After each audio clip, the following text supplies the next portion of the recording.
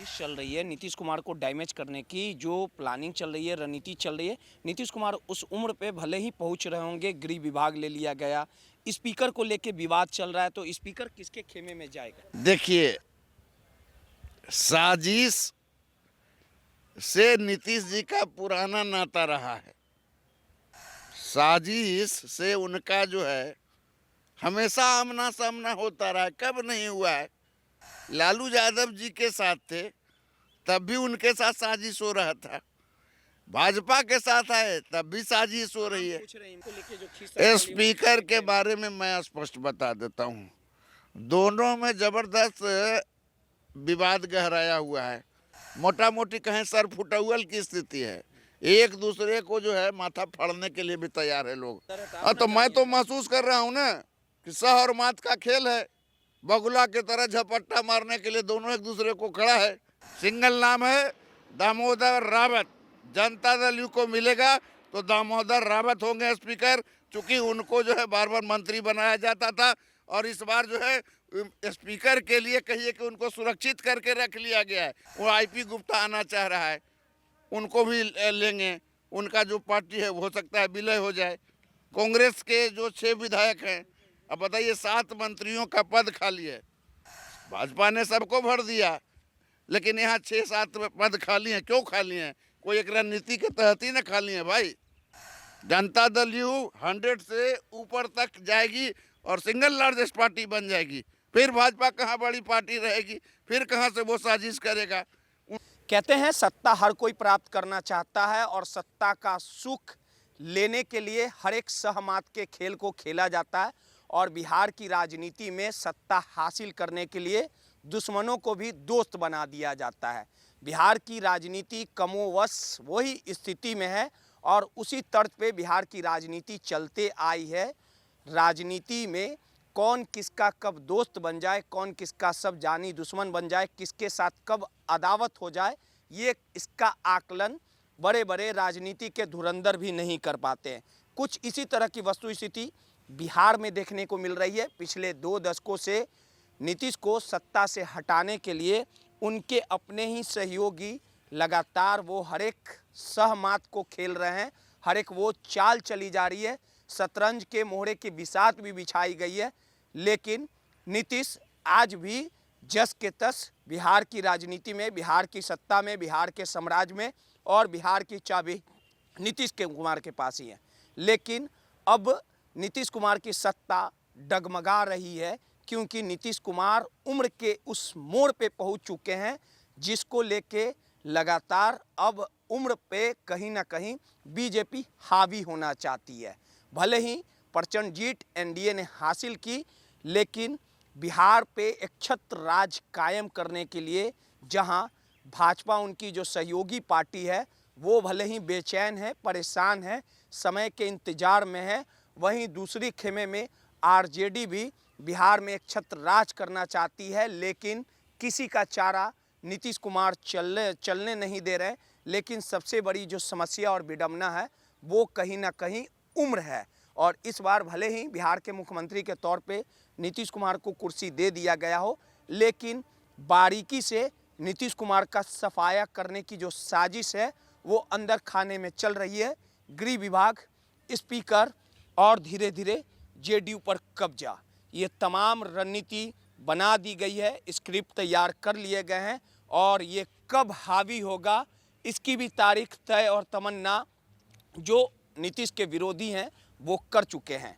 और इस पूरे जीत के बाद आखिर गृह विभाग नीतीश ने क्यों दिया, आखिर स्पीकर का जो पद रहेगा वो किसके खेमे में जाएगा और जेडीयू की विरासत कौन संभालेगा।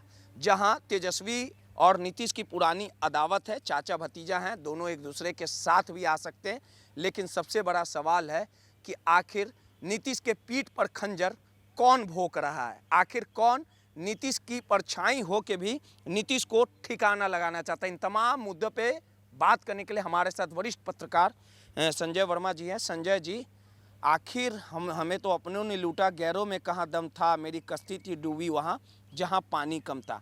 आखिर नीतीश कुमार के साथ परछाई की तरह चलने वाले जो उनके सहयोगी दल हैं, आखिर गृह विभाग ले लिया, नीतीश पर प्रेशर पॉलिटिक्स भी किया जा रहा है। स्पीकर को लेके भी बवंडर मचा हुआ है और नीतीश कुमार के अगल बगल के जो लोग हैं वो भी बीजेपी के संपर्क में रहे हैं। आरसीपी सिंह, कई ऐसी घटनाएं हैं जो साफ तौर पे नीतीश कुमार उम्र के उस पड़ाव पे हैं। अगर नीतीश कुमार का उम्र थोड़ा सा नहीं पहुंचता उस लेवल पे तो अच्छे को नीतीश कुमार पानी पिला देते हैं।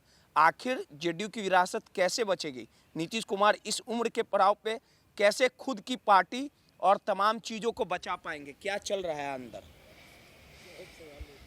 देखिए रोहित, आपने इतने सारे सवालों का एक साथ जो है मिक्स वेज बना दिया। तो आपके पास स्टेमिना है ना, पीछे का जो आपका सॉकर है वो मजबूत है, तो आप झेलिएगा, जवाब दीजिए बारीकी से एक एक करके। नीतीश कुमार के साथ फोटो खिंचाते हैं, घूमते हैं, चर्चा करते हैं। आपने अल्ताफ राजा का एक गाना सुना था, अच्छा सिला दिया तूने मेरे प्यार का, और यार नहीं लूट लिया घर यार का। जनता दल यू में और खास कर नीतीश कुमार में उनके यहाँ दुश्मनों की बाहरी आक्रमण की जरूरत नहीं है। उनके यहाँ दुश्मन जो है अंदर ही अटे पड़े हैं, उनके इर्द गिर्द ही हैं, जिनको आरसीपी सिंह जब पार्टी से रुखसत किए गए यानी विदा किए गए या फिर निकाल दिए गए तो उन्होंने क्या कहा था कि भुंजा पार्टी ने घेर रखा है। अब आप समझ सकते हैं कि भुंजा पार्टी कौन है। इतनी बार नाम उनकी सार्वजनिक हो गई है कि अब उनका नाम लेना, उनका महत्व बढ़ाना होता है। तो जो भुंजा पार्टी है वो भुंजा पार्टी जनता दल यू में है। कहने के लिए नीतीश कुमार के इर्द गिर्द है, किचन कैबिनेट का मेंबर है और सबसे वफादार है, लेकिन ये तो बस कहने की बात है। कैसे बचेगी? देखिए, कोई नहीं मिल पाएगा 2 से 3 साल 4 साल में। जी, अगर हालात रहे तो नीतीश कुमार की उम्र बढ़ रही है, आखिर पार्टी कैसे बचाया जाएगा? नीतीश कुमार के लेवल में भी कोई जेडीयू के वैसे नेता नहीं है। उसके लिए देखिए तैयार हैं, आप निश्चिंत रहिए। नीतीश कुमार बड़े रणनीतिकार हैं, अब बड़े राजनीतिज्ञ हैं। अगर ये दो गुण नहीं होता तो जो 2% के ये कुर्मी जिनका कोई बहुत बड़ा जनाधार नहीं था, इस जात पात वाले दुनिया बिहार में ये 20 वर्षों तक रोहित राज कैसे करते भैया? यही तो उनका जो है सो असली जो है सो मतलब कहिए कि रणनीति है, राजनीति है, जो उनको 20 वर्षों तक टिकाए हुए है। और आप कह रहे हैं आगे भी टिके रहेंगे। नारा क्या दिया गया है? जनता दल यू ने नारा दिया है कि 2025 फिर से नीतीश। तो मतलब क्या हुआ? 30 तक वो उनका उम्र के उस लेवल पे पहुंच जाएंगे। हाँ। तो उसके लिए आखिर विरासत किसको दिया जाएगा? मान किसी को अब देखिए, इसका सीधा साधा उदाहरण मैं देता हूँ। उपेंद्र कुशवाहा ने अपने उस बेटे को मंत्री पद दिलवा दिया जो न एमएलए था न एमएलसी था, लेकिन जब उनसे सवाल किया गया तो कहा गया कि परिवारवाद मत देखिए, योग्यता देखिए। मतलब उनका बेटा सबसे होनहार कहिए या फिर क्वालिफाइड कहिए या बहुत प्रतिभावान था, लेकिन जब बहुत ज़्यादा किरकिरी होने लगी तब उन्होंने स्पष्ट क्या कहा कि पार्टी का विरासत जो है कोई बेटा ही संभाल सकता है, और विधायकों को अगर दे दें तो कई बार जो है पार्टी जो है विलय हो गई, टूट गई, तो ये सारा खतरा रहता है। तो आप इशारा समझिए, उपेंद्र कुशवाहा ने जब ये कदम उठा लिया कि अपनी पार्टी को बचानी है, अपनी पार्टी को आगे बढ़ाना है, तो अपना बेटा से बढ़िया कोई अच्छा जो है सो पात्र सुपात्र हो नहीं सकता है। तो आप बात कर लें कि नीतीश कुमार के बाद जो नजरें हैं, जो नीतीश कुमार की जो उत्तराधिकारी की कुर्सी पर नजरें हैं, वो नज़र तो निशांत पर ही आकर टिक जाती है ना। उनके जो चाचा हैं सतीश जी, उन्होंने कहा कि निशांत को राजनीति में आना चाहिए। मान गए हैं। देखिए, निशांत को बस पिताजी का यश भर का देरी है, बाकी वो तो सब काम कर ही रहे हैं भैया। राजनीति में न रहते हुए पिताजी के लिए वोट मांग ही रहे हैं, पिताजी के बारे में जनता को वो एड्रेस कर ही रहे हैं कि भाई जो है हमारे पिताजी ने बिहार में इतना विकास किया, इतना महिलाओं का सम्मान किया, महिलाओं के लिए काम किया। लेकिन जो साजिश चल रही है नीतीश कुमार को डैमेज करने की, जो प्लानिंग चल रही है, रणनीति चल रही है, नीतीश कुमार उस उम्र पे भले ही पहुंच रहे होंगे, गृह विभाग ले लिया गया, स्पीकर को लेके विवाद चल रहा है, तो स्पीकर किसके खेमे में जाएगा? देखिए, साजिश से नीतीश जी का पुराना नाता रहा है, साजिश से उनका जो है हमेशा आमना सामना होता रहा है। कब नहीं हुआ है? लालू यादव जी के साथ थे तब भी उनके साथ साजिश हो रहा था, भाजपा के साथ आए तब भी साजिश हो रही है। पूछ रहे इमली जवाब दे रहे हैं, बोलिए ना। तो आखिर स्पीकर किसके खेमे में जाएगा? आप बताइएगा तो सटीक ना बताइए। आप कह रहे हैं होम मिनिस्टर, तो आप जान रहे हैं ना कि कट्टा रख करके वो गाना गाते थे कि कट्टा रख करके सिक्सर मारिया हो, तो कुछ वही कट्टा टाइप का काम हुआ और होम मिनिस्ट्री उनको देना पड़ गया। स्पीकर को लेके जो स्पीकर के बारे में मैं स्पष्ट बता देता हूँ, दोनों में जबरदस्त विवाद गहराया हुआ है, मोटा मोटी कहें सर फुटौल की स्थिति है।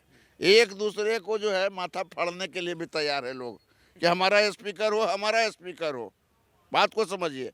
अब मैं बताता हूँ, ये जो कल जनता दल यू के जो उपाध्यक्ष थे बिहार विधानसभा में पिछले सत्र में, उनको बनाया गया प्रोटेम स्पीकर। प्रोटेम स्पीकर का काम क्या है? प्रोटेम स्पीकर का काम ये है कि वो जो 243 नवनिर्वाचित उनको शपथ दिलाएंगे, देन खत्म। अगर स्पीकर डिसाइडेड होंगे तो कोई स्पीकर जो है सो वहीं पर सदन में आ जाएंगे, और अगर वो एजेंडा में नहीं है तो फिर अभी स्पीकर की जरूरत। रेस में आगे कौन? अरे स्पीकर की जरूरत क्या है भैया? में कौन आ गया? किसके खेमे? अब रेस की बात क्या है? किसके खेमे में जाएगी? किसी को पता था कि होम मिनिस्ट्री नीतीश जी छोड़ देंगे? गया ना उसके पास। भारी कौन है? कौन एक दूसरे? अब भारी हल्का में क्या बात कीजिएगा, सह और मात का खेल चल रहा है। भारी हल्का क्या, हम तराजू लेके बैठे हुए हैं, वजन लेके बैठे हुए हैं, आधा किलो 1 किलो विधानसभा के अंदर है। हाँ, तो मैं तो महसूस कर रहा हूँ ना कि सह और मात का खेल है। बगुला की तरह झपट्टा मारने के लिए दोनों एक दूसरे को खड़ा है।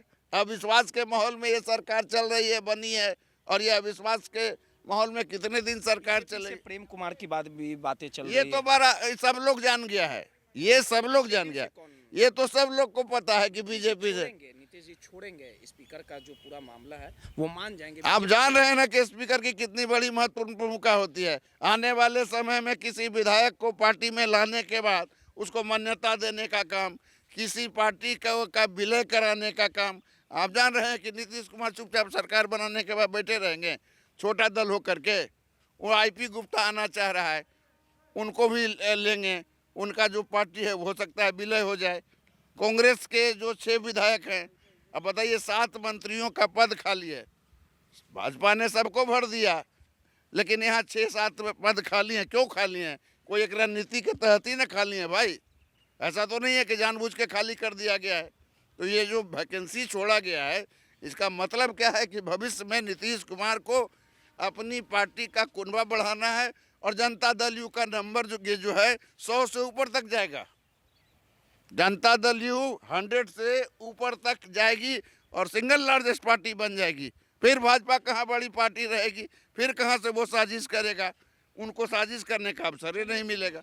अगर आप बात कर लें तो फिर जब 100 हो जाएगा तो फिर कोई बार्गेनिंग, कोई साजिश कुछ नहीं कर पाएंगे। वहाँ जो है, वहाँ जो कहते हैं रणनीतिकार, वो रणनीतिकार का रणनीति धरा रह जाएगा ना। चलिए, सीधे तौर पे भले ही विरोधी ये कहें कि नीतीश कुमार को ठिकाने लगाने की बड़ी साजिश चल रही है, लेकिन आपने बार बार कुरेदा है कि जनता दल यू से सभापति का कौन उम्मीदवार है, तो मैं बता देता हूँ।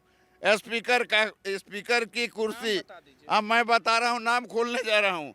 झाझा के विधायक हैं दामोदर रावत। आपको याद होगा कि नीतीश कुमार के मंत्रिमंडल में का भी नाम चल रहा है। नहीं नहीं नहीं नहीं नहीं, बिल्कुल फालतू बात कर रहे हैं आप। सिंगल नाम है दामोदर रावत।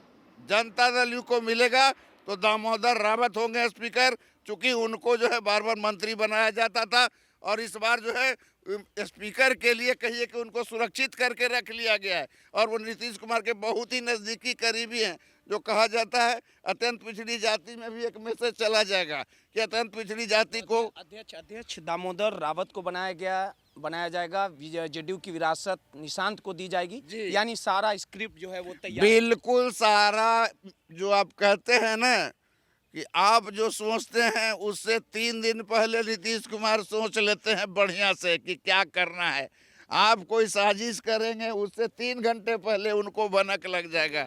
ये सारा का सारा देखिए उम्र के इस पड़ाव पर जरूर हैं, लेकिन नीतीश कुमार अगर 24 घंटे में एक बार भी जागृत हो गए राजनीति के लिए तो अच्छे अच्छे राजनीतिज्ञों को वो धोबिया पाठ दे देंगे। चलिए, सीधे तौर पे नीतीश कुमार बिहार की राजनीति के मंझे हुए खिलाड़ी हैं और उम्र के उस पड़ाव पे भले ही नीतीश कुमार पहुंच गए हों, लेकिन हर एक चक्रव्यूह को वो तोड़ना जानते हैं। जो ये सपने बुन रहे हैं कि नीतीश कुमार को कमज़ोर कर दिया जाएगा, उम्र के उस दहलीज पर भले ही नीतीश कुमार हो, लेकिन अच्छे अच्छे अपने विरोधियों को पटकनी देना नीतीश कुमार बखूबी जानते हैं। सहयोगी अनिल के साथ रोहित यादव, माईपीडीए समाचार, पटना।